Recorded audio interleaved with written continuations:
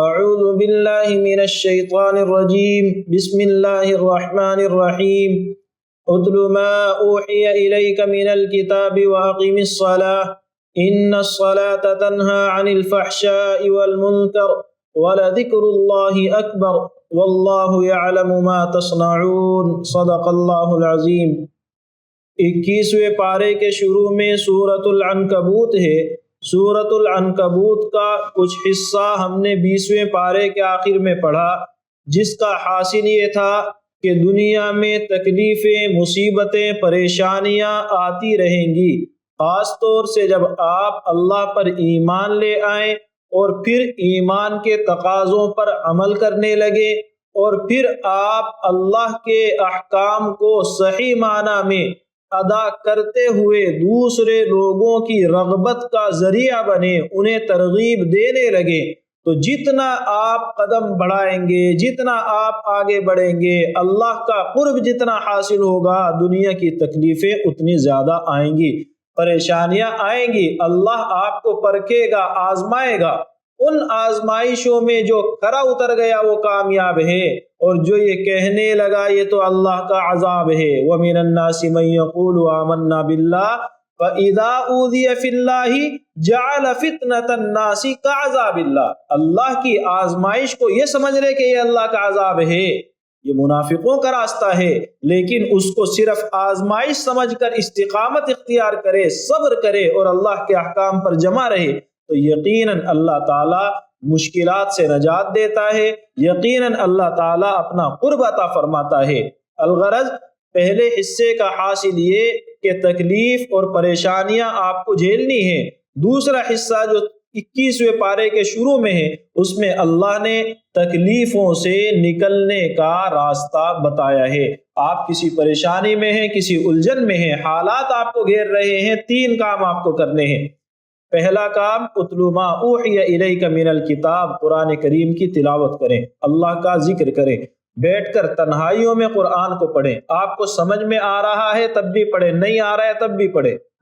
قرآن کریم کی تلاوت اور اللہ کا ذکر یہ اللہ کی وہ نعمتیں ہیں کہ آپ جتنے زیادہ ان میں مشغول ہوں گے، اللہ تعالیٰ آپ کو مشکلات میں اتنی زیادہ مدد کرے گا۔ اللہ تعالیٰ آپ کے ذہن کو ٹینشنوں سے، الجھنوں سے بری کرے گا، ذہن سے بوجھ ہلکا ہوگا، ذہن سے ٹینشنیں کم ہوں گی، اور اللہ تعالیٰ آپ کو بچ نکلنے کا راستہ بھی سجھائے گا۔ پہلا اثر قرآن کریم کی تلاوت کا کہ ذہن کا بوجھ ہلکا ہوتا ہے۔ دوسرے، آپ قرآن کریم کی ان آیتوں کو پڑھیں، ان آیتوں کے معنی کو سمجھنے کی کوشش کریں، ان آیتوں کی تفسیر کو پڑھنے کی اور سمجھنے کی علماء سے کوشش کریں، جن آیتوں میں اللہ نے اپنے حبیب حضرت محمد الرسول اللہ صلی اللہ علیہ وسلم کو تسلی دی ہے۔ اللہ کے رسول پر جتنی مشکلات ہیں، میری آپ کی مشکلات کچھ بھی نہیں ہیں۔ ان مشکلات میں اللہ اپنے سب سے محبوب رسول کو کن الفاظ میں تسلی دیتا ہے، کس طرح سے بوجھ کو ہلکا کرنے کا راستہ سمجھاتا ہے، وہ اگر ہم اور آپ بھی اختیار کریں گے یقیناً الجھنیں کم ہوں گی۔ تو تکلیف سے نکلنے کا پہلا راستہ تلاوت قرآن ہے، اللہ کا ذکر ہے، اور دوسری چیز ہے وَأَقِمِ الصَّلَاةَ، نماز قائم کریں۔ جب آپ کو کوئی راستہ نظر نہ آئے، صرف اور صرف تاریکیاں، صرف اور صرف پریشانیاں، ادھر دیکھتے ہیں یہ آدمی پریشان کر رہا ہے، ادھر دیکھتے ہیں نئی پریشانی کھڑی ہوئی ہے، گھر میں جاتے ہیں ادھر الجھنے ہیں، حمایت کرنے والا، سہارا بننے والا کوئی نہیں ہے، منہ موڑنے والے چاروں طرف نظر آ رہے ہیں، اس وقت میں آپ اللہ کے سامنے کھڑے ہو جائیں، نماز پڑھیں، اللہ سے باتیں کریں، اللہ کو اپنا دکھڑا سنائیں، اے اللہ اس مشکل سے تو نجات دے گا۔ جب آپ اس راستے پر چلیں گے یقیناً اللہ تعالیٰ آپ کی سنے گا، یقیناً اللہ تعالیٰ آپ کے لیے مشکل سے نکلنے کا راستہ سجھا دے گا۔ تو پہلا عمل آپ تلاوت کی کثرت کریں، دوسرا عمل نمازوں کے اندر اللہ کے سامنے اپنی الجھنوں اور اپنی پریشانیوں کا اظہار کریں، اور تیسرا عمل وَلَا تُجَادِلُوا أَهْلَ الْكِتَابِ إِلَّا بِالَّتِي هِيَ أَحْسَنُ۔ اس آیت میں اللہ نے جو بات کہی ہے وہ ایک مخصوص عمل ہے جو اللہ کے رسول کے لیے ہے، لیکن ہمارے اور آپ کے لحاظ سے جب سمجھا جائے، آپ جس کام کو کر رہے ہیں اس کام کو چھوڑے نہیں۔ آپ کو کسی کام میں پریشانی آ رہی ہے، ہو نہیں پا رہا ہے، آپ کا کام ہے لگے رہیں۔ بالکل چھوڑ کر کے بیٹھ جائیں گے تو پھر آگے کیسے بڑھیں گے؟ یقیناً کبھی چھوڑنا ایک اسٹریٹجک تیاری کے لیے ہوتا ہے، نئی اسکیم بنانے کے لیے، نیا طریقہ سوچنے کے لیے ہوتا ہے۔ یہ ایک اچھا پروسیس ہے، لیکن اس کی وجہ سے کام کو چھوڑ کر بیٹھ جانا یہ اچھا عمل نہیں ہے۔ آپ کا کام ہے لگے رہیں۔ آپ اپنی اولاد کو بہت دنوں سے غلط عمل سے روکنے کی کوشش کر رہے ہیں، وہ نہیں سنتی ہے، تو آپ کا کام ہے چھوڑے نہیں۔ آپ دیکھ رہے ہیں میں فلاں کام کرنا جا رہا ہوں لیکن کام ہو نہیں پا رہا ہے، تو بھی راستہ یہی ہے، محنت کرتے رہیں، اللہ سے دعا مانگتے رہیں۔ جب آپ یہ 3 کام لازم پکڑ لیں، تکلیف اس پر صبر کریں، تکلیف پر صبر کرنے کے بعد تلاوت اور اللہ کا ذکر، ان چیزوں پر دھیان دیں اور نمازوں پر دھیان دیں اور اپنے کام میں بہتر سے بہتر کوشش کرتے رہے، اللہ تعالیٰ آپ کے لیے راہیں کھولے گا۔ لیکن پھر بھی آپ کو لگتا ہے میں جس علاقے میں ہوں وہاں پر کام کرنا مشکل ہو رہا ہے، لوگ دین پر چلنے نہیں دے رہے ہیں، تو اللہ نے فرمایا یا عبادی الذین آمنوا ان ارضی واسعہ، میری زمین بڑی وسیع ہے، یہاں محنت کا موقع نہیں ہے، یہاں کام کرنے کا موقع نہیں ہے، یہاں آپ کو اپنی عبادتوں میں پریشانی ہے، دوسرے علاقے میں جائیں جہاں ایسا ماحول ملے جہاں آپ عمل کر سکیں، اس ماحول میں جانے کی کوشش کریں۔ لیکن فوراً ذہن میں آئے گا نئی جگہ روزگار ملے گا کہ نہیں، لوگ اور ماحول مزاج کے موافق ہوگا کہ نہیں، پتہ نہیں کتنی مشکلات آئیں گی۔ اللہ نے فرمایا مشکلات کی آخری حد ہے کہ موت آ جائے، کل نفس ذائقۃ الموت، موت تو تمہیں یہاں بھی آئے گی وہاں بھی آئے گی۔ زندگی کے گزارنے کے تعلق سے جو الجھنیں ہیں ان سب کو سمجھا دو کہ وہ ساری الجھنیں اللہ کی دی ہوئی ہیں، اور یہ زندگی ایک دن ختم ہونی ہے، لیکن جس چیز کو میں داؤں پر لگا رہا ہوں اس علاقے میں رہ کر کے وہ میرا دین ہے، اور دین کو اگر داؤں پر لگایا تو آخرت داؤں پر لگ جائے گی، اور آخرت میں مشکلات آ گئی تو وہاں نجات نہیں ہے۔ اس لیے جو کچھ لگ رہا ہے لگنے دے، دنیا جا رہی ہے جانے دیں، زندگی مشکل میں پڑ رہی ہے پڑنے دیں، لیکن آپ اللہ کے دین کو تھام کر کے رکھیں۔ آپ کو لگ رہا ہے نئے علاقے میں جانے کے بعد روزگار کا کیا ہوگا؟ اللہ نے فرمایا وَكَأَيٍّ مِّن دَابَّةٍ، کتنے جانور ہیں یہاں سے جاتے ہیں صبح کے وقت میں، شام کو واپس آتے ہیں، پہلے سے کوئی پلاننگ نہیں ہے کہ کہاں ہمارا روزگار رکھا ہوا ہے، کہاں ہماری روزی موجود ہے، پہلے سے طے نہیں ہے، لیکن جاتے ہیں واپس آتے ہیں تو پیٹ بھرا ہوا ہوتا ہے۔ یعنی آپ جانوروں کی طریقے سے، آپ پرندوں کی طریقے سے، آپ چوپایوں کی طریقے سے اللہ پر بھروسہ کر کے اللہ کے احکام پر عمل تو کریں۔ جب آپ عمل کریں گے اللہ روزی ویسے ہی دے گا جیسے وہ پرندوں کو روزی دیتا ہے، کہ صبح کے وقت معلوم نہیں ہے اسباب کہاں سے ہوں گے، لیکن اللہ آپ کے لیے اسباب پیدا کر دے گا۔ یقین نہیں آتا ہے کیا ایسا ممکن ہے؟ کیا یہ چیز پریکٹیکل ہے؟ اللہ نے کہا ہے۔ جب آپ اس مصیبت میں ہوتے ہیں جس مصیبت میں آپ یہ سمجھ جائیں کہ یہ بڑی مصیبت ہے، اور بڑی مصیبت کا مطلب کوئی بھی ساتھ نہیں ہے، یہ دوست ہے یہ بھی منہ موڑتا ہے، وہ رشتہ دار ہے وہ بھی منہ موڑتا ہے، بھائیوں نے بھی دامن جھاڑ دیا ہے، اپنے گھر کے لوگ اپنا ساتھ نہیں دے رہے ہیں، کوئی کدھر سے بھی کوئی تعاون کوئی مدد نہیں ہے۔ اب آپ جب بے بس ہوتے ہیں اللہ کو پکارتے ہیں تو اللہ آپ کی مدد کرتا ہے، اور یہ ایسی چیز ہے جو صرف مومن نہیں، اللہ کے باغی لوگ بھی جب اللہ کو مشکل میں پکارتے ہیں اللہ وہاں بھی مدد کرتا ہے۔ چنانچہ اللہ نے فرمایا فَإِذَا رَكِبُوا فِي الْفُلْكِ دَعَوُا اللَّهَ مُخْلِصِينَ لَهُ الدِّينَ، کشتی میں ہو اور کشتی موجوں کی چپیٹ میں آنے لگے تب تم اللہ کو پکارتے ہو، اور اس وقت میں ریاکاری نہیں ہوتی ہے، دل کا خلوص شامل ہوتا ہے، پورے اخلاص کے ساتھ اللہ کو پکارتے ہو، تو اللہ کہتا ہے فَلَمَّا نَجَّاهُمْ إِلَى الْبَرِّ، اس پکار کو اللہ سنتا ہے، خشکی کی طرف لے آتا ہے، لیکن بعد میں پھر ناشکرے ہو جاتے ہو۔ تو اللہ پر جب یہاں تمہیں بھروسہ ہوتا ہے اور اس بھروسے میں اللہ کی مدد ملتی ہے تو پھر چھوٹی موٹی چیزوں کے اندر کیوں بھروسہ نہیں کرتے ہو؟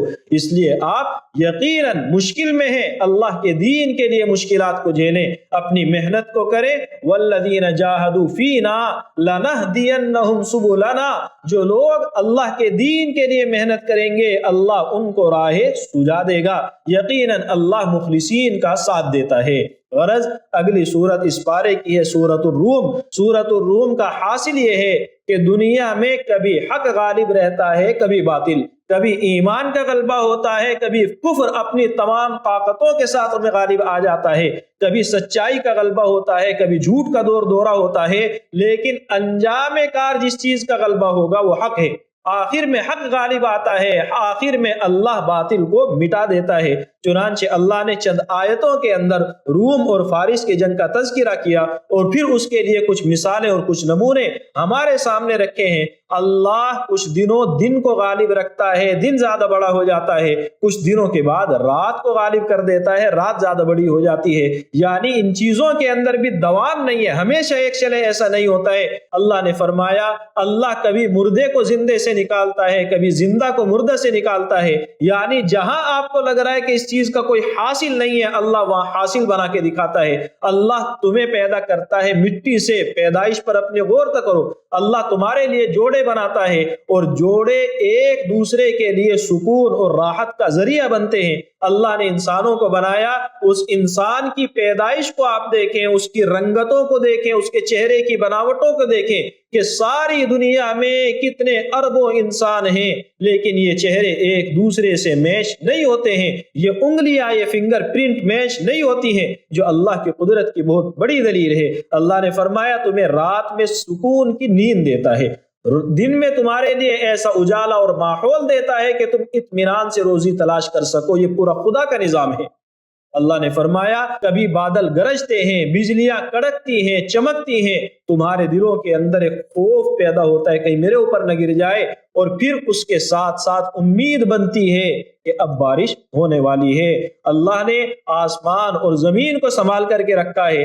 یہ اللہ جو ان ساری قدرتوں کا مالک ہے وہ یقیناً تمہیں ضائع ہونے نہیں دے گا۔ اس کے بعد اللہ تعالیٰ نے بندے سے ایک شکایت کی، وَإِذَا أَذَقْنَا النَّاسَ رَحْمَةً فَرِحُوا بِهَا، کہ انسان کی حالت یہ ہے جب نعمت ملتی ہے تو اتراتا ہے، تن کر کے بیٹھ جاتا ہے، ماشاءاللہ اتنی گاڑیاں ہیں، اتنے فلیٹ ہیں، فلاں جگہ پر اتنے پلاٹ میں نے لے رکھے ہیں، فلاں جگہ پر اتنے مل، اتنی فیکٹریاں میری چل رہی ہیں، ایسے لوگ ہمارے یہاں کام کر رہے ہیں، اترانے لگتا ہے، اللہ کا شکر زبان پر نہیں آتا ہے، اور جیسے ہی ان نعمتوں میں سے کچھ کم ہو جائے فوراً بے صبری ظاہر ہونے لگتی ہے، ایسا مایوس ہونے لگتا ہے جیسے سب کچھ اس کا لٹ چکا ہے، برباد ہو چکا ہے۔ مومن کی شان یہ کہ نعمت آئے تو اترانے کے بجائے رب کا شکر ادا کرے، اور اللہ اس نعمت کو لے لے تو صبر کرے، لیکن انسان ایسا نہیں کرتا۔ اللہ نے فرمایا فَآتِ ذِی الْقُرْبَى حَقَّهُ وَالْمِسْكِينَ وَابْنَ السَّبِيلِ، رشتہ داروں کو ان کے حقوق دو، غریبوں کو، یتیموں کو ان کے حقوق دو، لیکن رشتہ داروں کے ساتھ رشتہ داری نبھانے میں جو ایک غلط عمل تم کرتے ہو، آج اس کے یہاں پروگرام ہے اس لیے میں نے 500 روپے اس کی بچی کے، اس کے بچے کے ولیمے میں، بچی کی شادی میں دے دیے، جب میری بچی کی شادی ہوگی یہ بھی دے گا، اور میری بچی کی شادی ہوگی 10 سال کے بعد، اب میں 500 دے رہا ہوں، اس وقت میں 500 کی کیا ویلیو ہے، اس لیے اس کو چاہیے 5000 دے، 1000 دے، 2000 دے۔ یعنی ابھی دینے کے وقت میں آپ کے بھی ذہن میں ہے کہ اس کا بدلہ ملنے والا ہے، سامنے والے کے بھی ذہن میں ہے کہ اس کا بدلہ مجھے دینا پڑے گا، اور جب وقت آئے گا تو اوپر نیچے کم زیادہ کر کے دے رہے ہو، کیونکہ تمہارے لیے زمانے کے لحاظ سے ریٹ بڑھ چکے ہیں۔ تو اللہ فرماتا ہے اللہ کی نظر میں نہیں بڑھتے ہیں۔ جب آپ اس طریقے سے دیتے ہو جہاں لازم ہوتا ہے کہ دینا پڑے گا، اور خود بخود ذہن میں ڈیسائیڈ کر لیتے ہو کہ کچھ بڑھا کر کے ملنے والا ہے، تو تم سود کے راستے پر جاتے ہو۔ اس لیے ایسا لین دین جس کے اندر اللہ کی اجازت شامل نہ ہو اس سے تمہیں بچنا چاہیے۔ سود کو اللہ بڑھائے گا نہیں، گھٹائے گا، تمہاری بربادی کا اس کو ذریعہ بنا دے گا اگر تم قدر نہیں کرو گے۔ اللہ تعالیٰ نے اگلی سورت سورہ لقمان کے اندر ہمارے لیے بڑے قیمتی مضامین ذکر کیے ہیں، خاص طور سے والدین کے لیے۔ اگر وہ چاہتے ہیں کہ ہماری اولاد ہماری آنکھوں کی ٹھنڈک بنے، ہماری اولاد دنیا میں بھی اور آخرت میں بھی ہماری عزت کا ذریعہ بنے، ذلت اور رسوائی کا سامان نہ بنے، تو پھر ان کی ذمہ داری ہے کہ اپنی اولاد کو ان چیزوں کا پابند کرے جو اللہ نے یہاں ذکر کی ہے۔ حضرت لقمان علیہ السلام کی اپنی اولاد کے لیے جو نصیحتیں ہیں، ان نصیحتوں کو اللہ نے ذکر فرمایا۔ پہلی نصیحت انشکر للہ، اللہ کا شکر ادا کرو۔ جس انسان کے اندر ناشکری آ جائے، اپنے محسن کو بھول جائے، اپنے ساتھ اچھائی کرنے والے کے بدلے میں اچھا نہ کرے، وہ انسان بغاوت پر جاتا ہے، وہ انسان اس کی قدر نہیں کرتا، اور اللہ کے ساتھ بغاوت، اللہ کی نعمتوں کی ناقدری، یہ آپ کو شرک کے راستے پر لے کر جاتی ہے۔ اس لیے شرک سے بچنا ہے، شرک نہیں کرنا ہے، لا تشرک باللہ، کبھی بھی نہیں۔ پہلی چیز جس چیز کا آپ پابند کریں، شکر گزاری، اور اسی شکر گزاری کا لازمی نتیجہ ہے کہ شرک نہیں کرنا ہے۔ آپ اپنی اولاد کو زندگی گزارنے کے طریقے سکھاتے ہیں، بیٹا آپ یہ کام ایسے کرنے جا رہے ہو، اس طرح سے لوگوں سے ملنا ہے، جس طرح کے لوگوں میں اس طرح سے باتیں کرنی ہے، فلاں کام کے لیے باقاعدہ ٹرینر آپ رکھتے ہیں۔ یہ ساری چیزیں آپ اس لیے سکھاتے ہیں کہ ایک ایک اسٹیپ، ایک ایک قدم اس کو میں مضبوط کرتا چلا جاؤں۔ تو شرک کو بھی ایسے ہی سمجھائیں، بیٹا یہ عمل شرک ہے، یہ عمل شرک ہے، یہ عمل شرک ہے، ایسے کرو گے آپ اللہ سے دور ہو جاؤ گے، اللہ سے دور ہو جاؤ گے، وقتی نفع مل بھی گیا، آخر میں انجام کار تمہیں نقصان اٹھانا پڑے گا۔ اس چیز کا یقین اس کو دلائیں۔ مثلا ایک موٹی سی بات، ایک آسان سا قاعدہ، وہ چیزیں جو صرف اللہ کی طرف سے ہمیں مل سکتی ہے، کسی مخلوق سے امید رکھنا یہ شرک ہے۔ وہ کون سی چیزیں ہیں؟ جن چیزوں کے اندر کسی واسطے کی، کسی ذریعے کی ضرورت نہ پڑتی ہو، وہ ساری اللہ دیتا ہے۔ واسطے کے بغیر، ذریعے کے بغیر اگر کوئی کام ہمارا بنا سکتا ہے تو وہ اللہ بناتا ہے۔ اولاد ایک ڈاکٹر کی طرف سے ملتی ہے علاج کے ذریعے سے، اور دوسری اللہ کی طرف سے ملتی ہے اس کی رحمت کے ذریعے سے، اور عمل مکمل ہوتا ہے زوجین کی طرف سے، میاں بیوی کا۔ تو یہ تینوں چیزیں، علاج ڈاکٹر کا، رحمت خدا کی، اور والدین کی طرف سے اپنا عمل، جب یہ تینوں چیزیں آئیں گی تو وجود ہوگا اولاد کا۔ آپ کیا کہتے ہیں؟ اے فلاں تو مجھے اولاد دے دے، تو اس فلاں نے کیسے اولاد دی؟ وہ تو ڈاکٹر نہیں ہے، اس کا تو رشتہ ان کے ساتھ میں میاں بیوی کا نہیں ہے۔ پھر تیسرا رشتہ بنتا ہے کہ وہ آپ کو اللہ والے عمل کے ذریعے سے اولاد دے گا، یہ تو اللہ کی شان ہے، آپ شرک کر رہے ہیں۔ اے فلاں مجھے اتنے پیسوں کی ضرورت ہے، میرے گھر کا یہ مسئلہ ہے تو حل کر دے۔ وہ کسی سے آ کے سفارش کرے گا، آپ کو بھی معلوم ہے نہیں کرے گا، وہ آ کر کے پیسے آپ کو لا کر کے دے دے گا، ایسا بھی نہیں ہوگا۔ تو پھر وہ کیسے کرے گا؟ اس طریقے پر جو اللہ کی شان ہے۔ تو آپ جب کسی واسطے اور ذریعے کے بغیر مدد مانگتے ہیں تو یہ مدد کرنا صرف خدا کی شان ہے۔ اس طریقے سے ایک ایک چیز اپنی اولاد کو سکھائیں۔ غرض پہلا حکم شکر گزاری، اور شکر گزاری کا لازمی نتیجہ ہے کہ شرک سے اپنے آپ کو بچاؤ۔ دوسرا حکم آپ اس کو کہہ لیں یا ان دونوں کو الگ گنے تو تیسرا حکم یہ ہے کہ اپنی اولاد کو والدین کی فرما برداری سکھاؤ۔ والدین کی فرما برداری آج کل سکھائی جاتی ہے تعصب کے ضمن میں۔ ہماری بات بالکل ماننی ہے، چچا کی مانو مت مانو، خالو کی مانو، ماموں کی مانو مت مانو، محلے کے بڑے لوگ جو آپ کے آس پاس ہیں ان کی مانو مت مانو، اپنی مانو۔ جب آپ یہ سکھائیں گے تو اس کے ذہن میں کہیں نہ کہیں آئے گا یہاں ہمارا مفاد جڑا ہوا ہے، اس کے ذہن میں یہ تو ہو جائے گا کہ یہ میرا باپ ہے، اس کو تکلیف کوئی دوسرا دے گا میں آ کے دکھاؤں گا۔ لیکن جب میری بیوی مجھے کہے گی کہ مجھے سارا وقت دے، والدین کو وقت دینے کی اجازت نہیں ہے، یہ کام کر وہ کام کر، اس وقت میں وہ آپ کے ساتھ میں رہے گا، بہت مشکل ہے۔ اس لیے اولاد کو والدین کی فرما برداری سکھانے کا مطلب یہ ہے کہ اس کو پابند کریں۔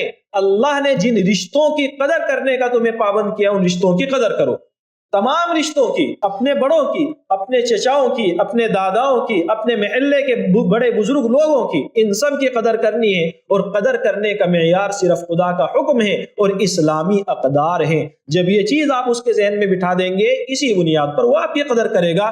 بڑھاپے میں آپ کو سفارشوں کی اور دعاؤں کی ضرورت نہیں پڑے گی۔ غرض ایک حکم اللہ نے دیا کہ والدین کی اطاعت اور فرما برداری ان کو سکھائیں، اور چوتھی چیز ان کا یقین، عقیدہ مضبوط کریں، اللہ سے تعلق کو جوڑیں۔ آپ نے کوئی نیکی کی ہے چھپ کر کے بند کمرے میں، اللہ کو پتا ہے وہ نیکی کا صلہ اللہ آپ کو ضرور دے گا۔ آپ نے کوئی گناہ کیا ہے چھپ کر کے بند کمرے میں، پیچھے سے رشوت لے کر کے، اس طریقے سے اس کا مال دبا کر کے، تمام شکلیں اللہ کو معلوم ہے، وہ آپ کو چھوڑے گا نہیں۔ اس لیے گناہ کرتے وقت بھی احساس ہو کہ اللہ دیکھ رہا ہے، نیکی کرنے کے وقت بھی یقین ہو کہ اللہ دیکھ رہا ہے۔ لوگ دیکھ رہے ہیں کہ نہیں دیکھ رہے، آپ اپنی نیکی کرتے جائیں۔ رزق آپ کا جہاں ہے اللہ لا کر کے آپ کو ضرور دے گا، اس لیے یقین اللہ کی ذات کے ساتھ اپنا جوڑیں۔ اسی طرح اولاد کو پابند کریں۔ اقیم الصلاۃ، نماز ان کو سکھائیں۔ نماز کا مطلب نماز کے فرائض، ارکان، واجبات، سنتیں، نماز سے پہلے کے فرائض، وضو کی سنتیں، وضو کے طریقے، اور اس کی زندگی میں جو عبادتیں اس پر لازم ہے وہ تمام عبادتیں سکھائیں۔ اپنی زندگی بہتر کرنی ہے، اپنا ایمان مضبوط ہو گیا ہے، اپنا یقین اللہ پر مضبوط ہو گیا ہے، اپنے اعمال صحیح ہو گئے ہیں، ذاتی اعمال، تو اس کے بعد وَأْمُرْ بِالْمَعْرُوفِ وَانْهَ عَنِ الْمُنْكَرِ، معاشرے کی بھلائی کی بھی سوچنی ہے۔ میرا کام بن گیا ہے، والدین بہت بڑی غلطی کرتے ہیں، بیٹا جانے دو، ان کاموں کے اندر تم کیوں الجھتے ہو، لوگ دیکھ لیں گے۔ دوسرا بھی اپنی اولاد کو یہ سمجھائے گا، تیسرا بھی یہ سمجھائے گا، تو وہ کون سے لوگ ہوں گے جو دیکھیں گے؟ نتیجہ آپ کی اولاد کے آس پاس کا ماحول خراب ہوگا، جس ماحول میں یہی اولاد آپ کی پروان چڑھیں گی، اور آگے آنے والا ماحول اور زیادہ خراب ہوگا جہاں ان کی نسلیں پروان چڑھیں گی۔ نتیجہ آنے والی پیڑھیوں کا ایمان محفوظ رکھنا مشکل ہو جائے گا۔ اس لیے اولاد کو یہ تو تربیت دیں کہ کیسے اصلاح کرنی ہے، کیسے تم لوگوں کی تکلیف سے بچ سکتے ہو، لیکن سرے سے اصلاح ہی نہیں کرنی ہے۔ یہ آپ ٹریننگ دیں گے، آپ اپنی اولاد کے مستقبل کو خراب کریں گے۔ اس لیے اگر آپ کی اولاد معاشرے کی، سماج کی بھلائی کے لیے کچھ کر رہی ہے، آپ اس کا حوصلہ بڑھائیں، نہیں کر رہی ہے اس کے اندر یہ جذبات، یہ احساسات پیدا کریں۔ وَاصْبِرْ عَلَىٰ مَا أَصَابَكَ، لوگوں کو دین کی باتیں بتاؤ گے، لوگوں کو ان کے بھلائی کی باتیں بتاؤ گے، وہ تکلیف پہنچائیں گے، ان تکلیفوں پر صبر کرنا ہے۔ یہ صبر بڑی ہمت کا کام ہے، بہت جلدی لوگ ٹوٹ جاتے ہیں۔ آپ کا حوصلہ تب دکھے گا کہ سب کچھ آپ کے مخالف ہو جائیں، آپ اللہ کی ذات پر بھروسہ کرتے ہوئے اس کی رحمت کی امید میں آپ جمے رہیں، انشاءاللہ اللہ آپ کو ضائع نہیں کرے گا۔ وَلَا تُصَعِّرْ خَدَّكَ لِلنَّاسِ، دو پیسے آ جاتے ہیں، آپ کے الفاظ بدل جاتے ہیں، لہجے بدل جاتے ہیں، آپ اپنی باتوں کو پھیلا پھیلا کر کے، منہ بڑا کر کر کے، اندازے سے ایسے ڈھنگ سے کہ لوگ متاثر ہوں، آپ کو ایک پڑھا لکھا قابل آدمی سمجھیں، ایسے لہجوں میں آپ بات کرنے لگتے ہیں۔ اللہ نے فرمایا مت کرو، اپنی بول چال میں تکبر کا اظہار نہ کرو۔ وَلَا تَمْشِ فِي الْأَرْضِ مَرَحًا، اپنی چال چلن کے اندر جو ہے تکبر کا اظہار نہ کرو، اکڑ کر کے مت چلو۔ وَاقْصِدْ فِي مَشْيِكَ، درمیانی چال چلو، اور آواز کو پست رکھو۔ آدمی جتنا شور مچاتا ہے ماحول خراب ہوتا ہے، بہترین شکل یہ ہے کہ آواز پست رہے، ماحول گھر کا ٹھنڈا رہے۔ میاں بیوی مل کر کے طے کریں، ہم چلائیں گے نہیں، شور نہیں مچائیں گے۔ اولاد کو پابند کریں، اس چیز کی عادت ڈالیں، دھیمے لہجے میں بات کرنی چاہیے۔ جب ٹون اور لہجہ آپ کا دھیما ہوگا تو ماحول خود بخود نارمل رہے گا، باتوں کو سمجھنے کا موقع ملے گا، اور بہت سے فتنے اور فساد دب جائیں گے۔ غرض یہ وہ نصیحتیں ہیں جو حضرت لقمان علیہ السلام نے کی ہیں، اللہ نے یہاں پر نقل کی ہے تاکہ ہم بھی ان نصیحتوں کو اپنائیں۔ ہم اپنائیں گے، ہماری اولاد دنیا میں بھی ہماری آنکھوں کی ٹھنڈک بنے گی، آخرت میں بھی ہماری آنکھوں کی ٹھنڈک بنے گی، اللہ کے سامنے ہمیں سرخ رو کرے گی۔ اور اگر ہم نے ایسا نہ کیا، اللہ نے فرمایا قیامت کے دن نہ پھر یہ اولاد تمہارے کام آئے گی، نہ تم اولاد کے کام آؤ گے۔ اگر اپنی اولاد کو دین سے دور کر دیا، کسی کی نہیں سنوں گا، دونوں جہنم میں جاؤ گے۔ غرض یہ احکام ہے۔ اس کے بعد سورۃ السجدہ ہے۔ سورۃ السجدہ کے اندر اللہ تعالیٰ نے آخرت کے حالات ذکر کیے ہیں، جو اللہ کے باغی ہیں، مجرم ہیں، قیامت کے دن کہیں گے اللہ ایک موقع دے دے، ہمیں پتہ لگ گیا تیرا عذاب ہے، ہمیں پتہ لگ گیا تیری ناشکری اور ناقدری کا یہ انجام ہے، اے اللہ ایک مرتبہ واپس بھیج دے، سارے اعمال کی اصلاح کر کے آئیں گے۔ اللہ تعالیٰ وہاں کہے گا اب موقع نہیں ملے گا، اب عذاب چکھو، میں نے تمہیں دنیا میں بہت موقع دیا تھا، تم سدھرے نہیں، اب عذاب کا مزہ چکھو۔ اس کے برخلاف جو لوگ اللہ کے احکام پر عمل کرنے والے ہوں گے، فَلَا تَعْلَمُ نَفْسٌ مَّا أُخْفِيَ لَهُم مِّن قُرَّةِ أَعْيُن، تمہیں اندازہ بھی نہیں ہے اللہ کی کتنی بڑی بڑی نعمتیں تمہیں وہاں ملنے والی ہے۔ اس لیے اللہ کے احکام کی قدر کرنی چاہیے، اللہ کے احکام کو بہرحال مقدم رکھنا چاہیے۔ اس کے بعد اگلی سورۃ الاحزاب ہے، اس کے مضامین انشاءاللہ ہم کل 22ویں پارے کے ساتھ میں سمجھ لیں گے۔ اللہ تعالی ہم سب کو سمجھنے کی، قدر کرنے کی، عمل کرنے کی توفیق عطا فرمائے۔ وآخر دعوانا ان الحمد للہ رب العالمین۔